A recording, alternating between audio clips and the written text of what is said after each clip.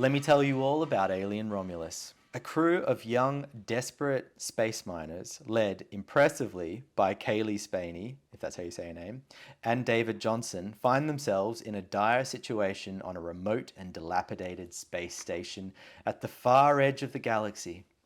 Their mission to scavenge and survive turns into a nightmare when they unintentionally awaken a room full of sleeping facehuggers, and eventually a spacecraft full of xenomorphs. Stranded with minimal resources and outdated equipment, they are completely unprepared for the horrors that this awakens. The isolation of deep space heightens their terror, as they must use their wits and whatever limited tools they can salvage to outmaneuver the unstoppable creatures. Facing mounting pressure, the miners' camaraderie begins to fracture as paranoia sets in, with no way to call for help. The relentless aliens pick them off one by one, leaving the survivors trapped in an increasingly claustrophobic environment where survival seems impossible. As the tension builds, Alien Romulus attempts to revive the dread and desperation that made the original Alien such a classic, while pulling on extensions of the universe found elsewhere in a kind of homage designed to get fans and regular audiences on the edge of their seats. That synopsis had me on the edge of my seat. It was marvellous. Great. But the question is, did you like it? Now, before you answer, I'll say this is Alien done over and over again. Yes. Similar ways. A bunch of people go up into space, get stranded on an aircraft. Yes. Confront different versions of aliens. A strong female lead ends up prevailing. How does this one stand up to all the others? Totally, all those things, correct. How does it stand up to others? Okay, well, there is definitely a hierarchy of alien films and properties out there. You cannot beat the first two. I think everybody agrees with that. Wow, not so fast. Okay. Not so fast. Okay, good. Good. Continue with your theory. In my opinion, you cannot beat the first two. Yep. Then it becomes debatable. I would say this one is attempting to fit nicely in with the first two. It's meant to make you feel comfortable that it's in that realm of, this is somewhere in the realm of 1 and 2. And if you love those, you're probably going to love this. I think that's what it's trying to do. Well, and you know why it's important that it tries to do that? Because it is literally on the timeline between 1 and 2. This one is supposedly happening while Ripley is off in cryogenic sleep in some 50-year period when she's asleep between 1 and 2. So this would hopefully be some thematic bridge between the two. It certainly is technology-wise. You can see Fede has pulled in all of those great old, what happened to be sort of 80s ideas of the future, and are so iconic.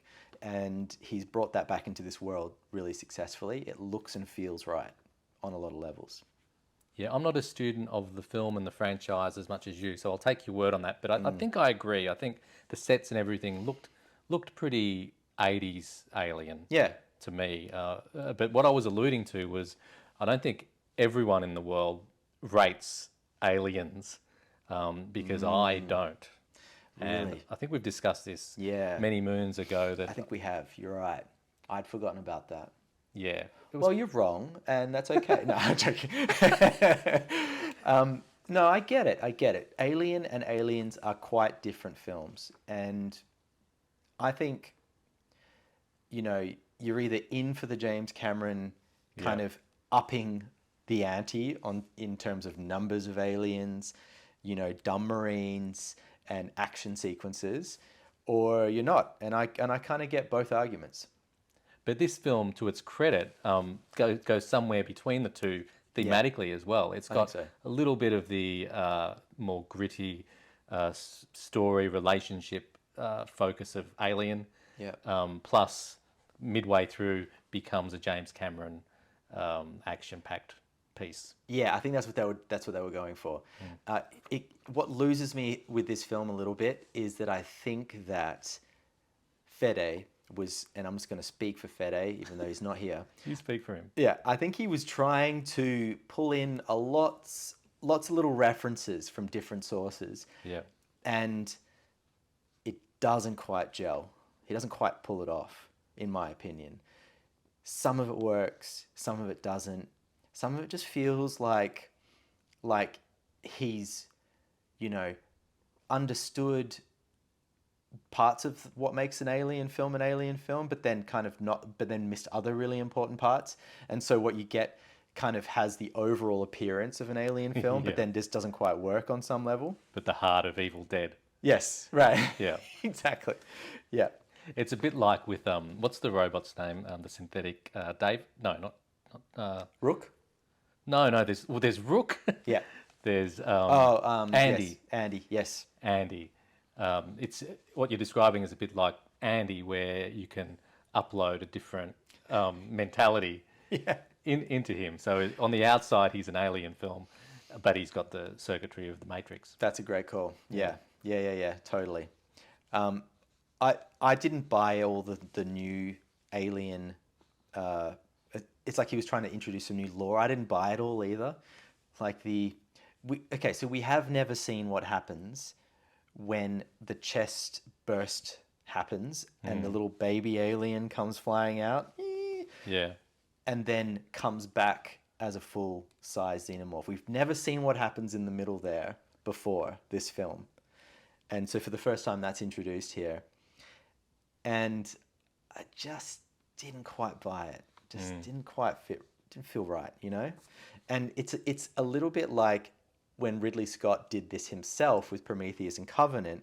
He started introducing new rules and kind of broke what was his own creation and was a perfect monster. It didn't need more rules. It didn't need more variations and adaptations.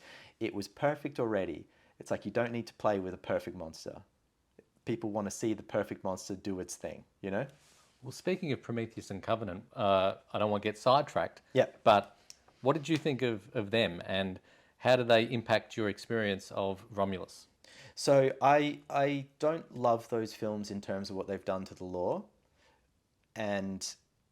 but at the same time, I do really like the aesthetic of Ridley Scott. So those films are quite beautiful to look at, and there are things in there that I do really like.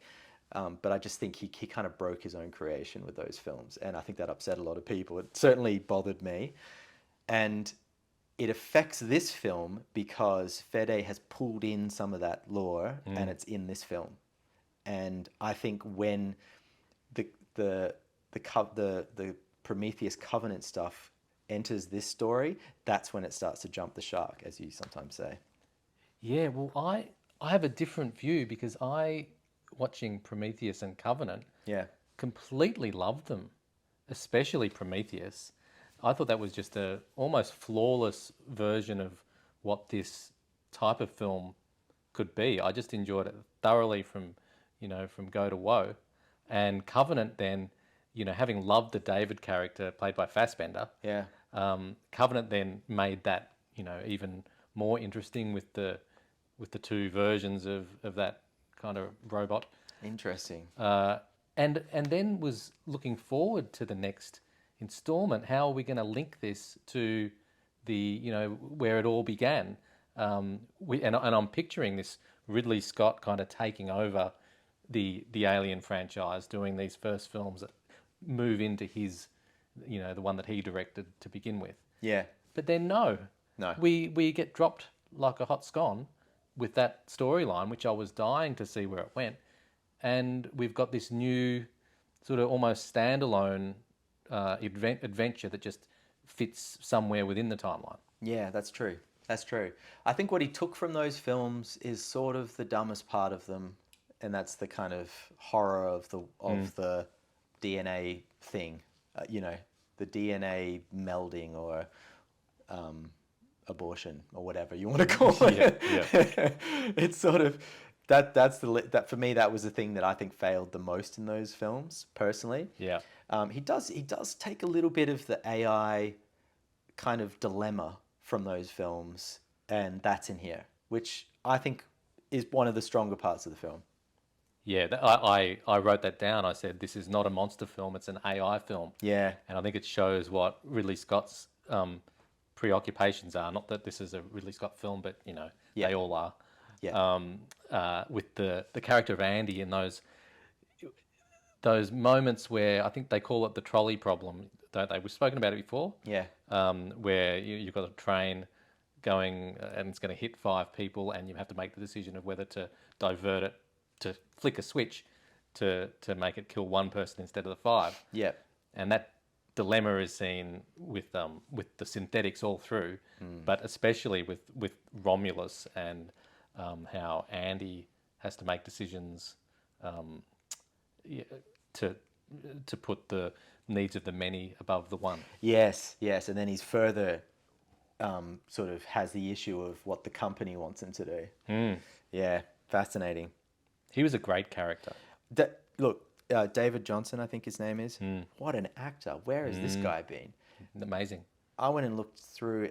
I've now just blanked on the name of the TV show, but there is a show that he's in prior to this, and it's about stock traders, day traders, or whatever stock traders. And you know, it's interesting. You can see that he's got chops in it. Yeah. But he hasn't got sort of a big enough character from what I saw early on in the show to really shine through. And but here he's got so much room to play. And does he take it? He just sort of gives it a huge swing, and it's awesome. It's awesome, and it's not just him. I think the key storyline, story arc is him and Rain, the lead. That's her name, isn't it? Rain. I think it's Rain. I think it's Rain. Right. Yeah. And their relationship, how they start off with this, almost sibling, or she calls him her brother. Yeah. And then we start to doubt, like, should we really be showing compassion to these, creatures? And then it comes full circle to her actually sort of sticking with him. Yeah, absolutely. It's quite nice. I agree. One faux pas that I'll mention. Oh, no. Only Sigourney Weaver can say, "Get away from her, you bitch." Yeah, true. And it should have remained that way. Anyway. I'm not as taken with all the the nostalgia stuff. But, Yes. But yes, I agree. Good. And I think of all the lines, I'm not sure that he nailed that one either. No.